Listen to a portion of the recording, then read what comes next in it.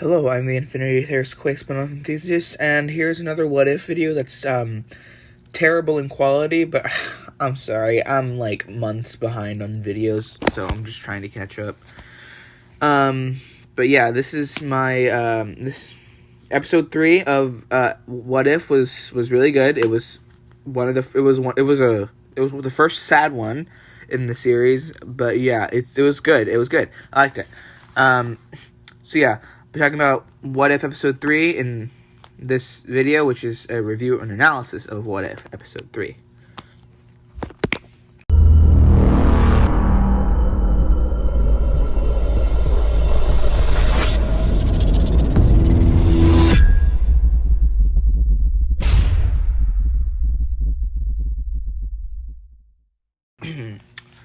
So let's just start with the notes that I have, right?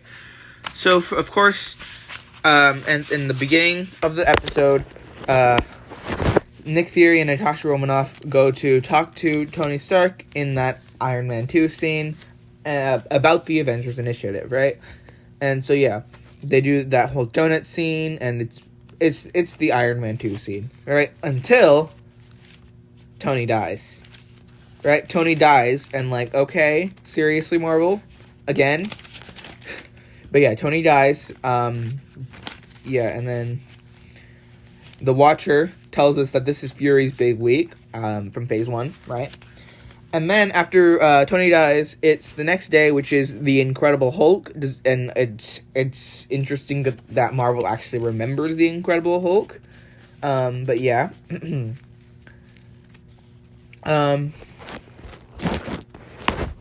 So yeah, and then Coulson shows up. He's a pretty big character in this episode. So yeah, also some SHIELD or Hydra agents arrest Natasha, and then she pretty much immediately breaks out. Then they go to that Thor scene where Thor finds his hammer and Hawkeye is there. And so, yeah.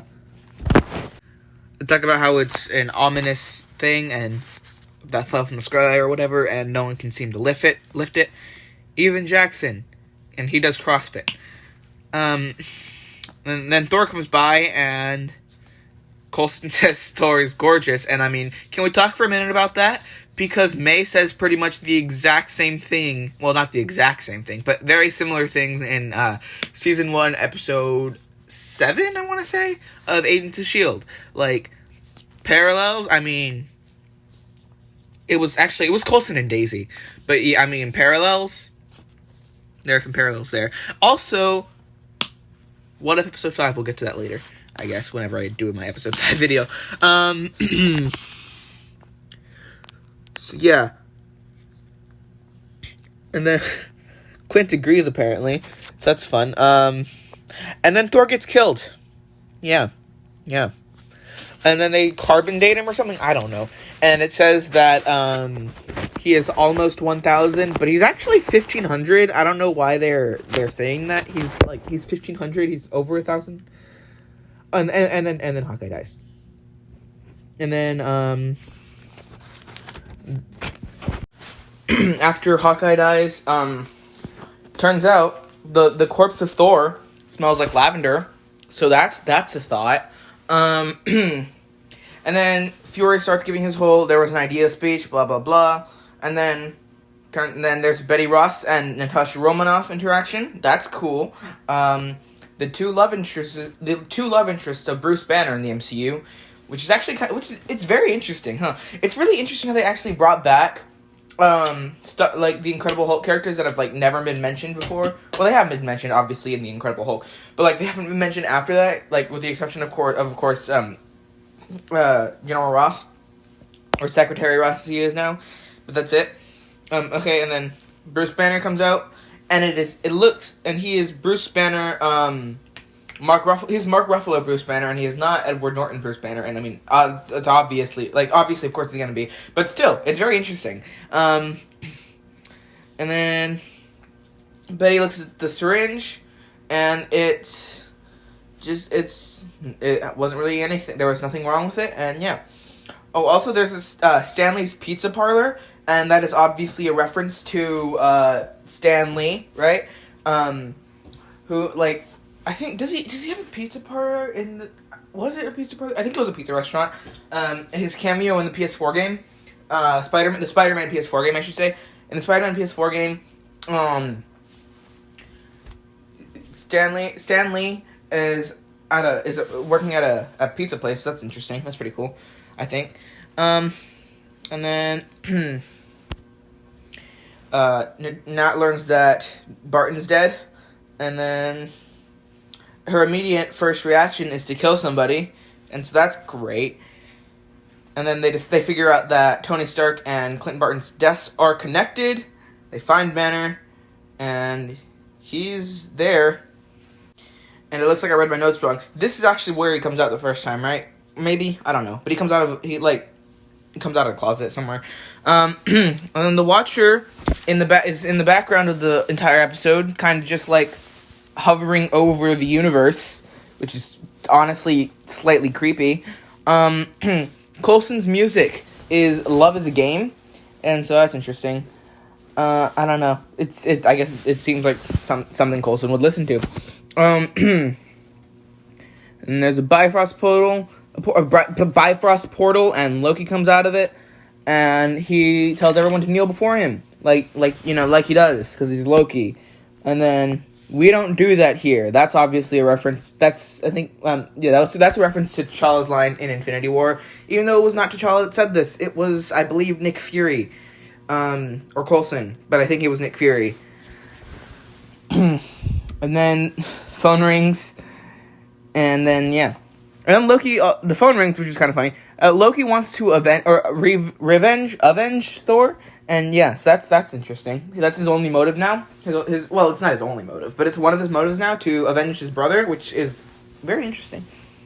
Also, when he's holding the blue cube thing, why doesn't he turn blue? Like, seriously, he should be turning blue. Yeah.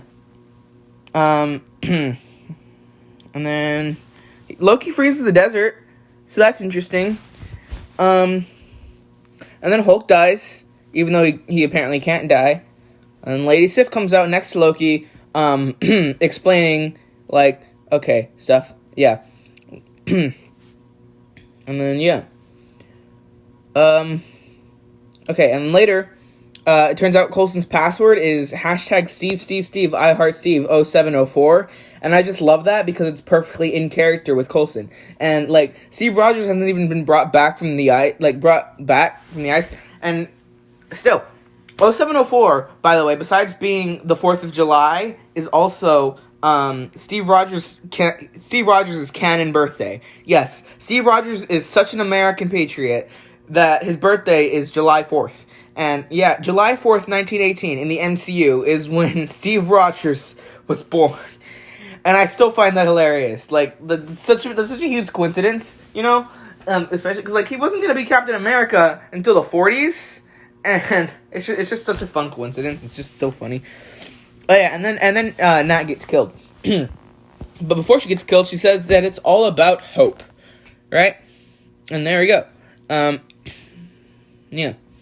And it turns out, and then they say, like, okay, and then, Nick Fury talks to, I think, Coulson or something, and it's like, okay, yeah, Coulson's talking about the speech, the Avengers Initiative speech, and Fury's just like, yeah, I wrote it, or whatever, and then, they have one name left, right, on the Avengers roster, and that is, Nick Fury, and it turns out, well, no, he's not the only one left, they have one more, and he gets out the Captain Marvel pager, and it's great, and then, before he has to before he pushes the button, Fury figures out what Nat meant by it's all about hope, because and then it's like, where are you going? To either make a pact with the god or deal with the devil, and so and then they end up in a graveyard by Hope Van Dyne's grave. And so, Hope Van Dyne is dead in this universe, so that's great. And then Hank Pym comes out as the Yellow Jacket, which is interesting. I would think he would just be Ant-Man, no? Right? He'd be Ant-Man. He wouldn't really... Why is he the Yellow Jacket? I don't know. I feel like he should just be Ant-Man, but, like, villain. but interesting. And he says that S.H.I.E.L.D. killed Hope, but Hope and Janet died for S.H.I.E.L.D. as, like, they sacrificed themselves. And, yeah. And then, turns out Hank Pym murdered the Avengers. That's great. And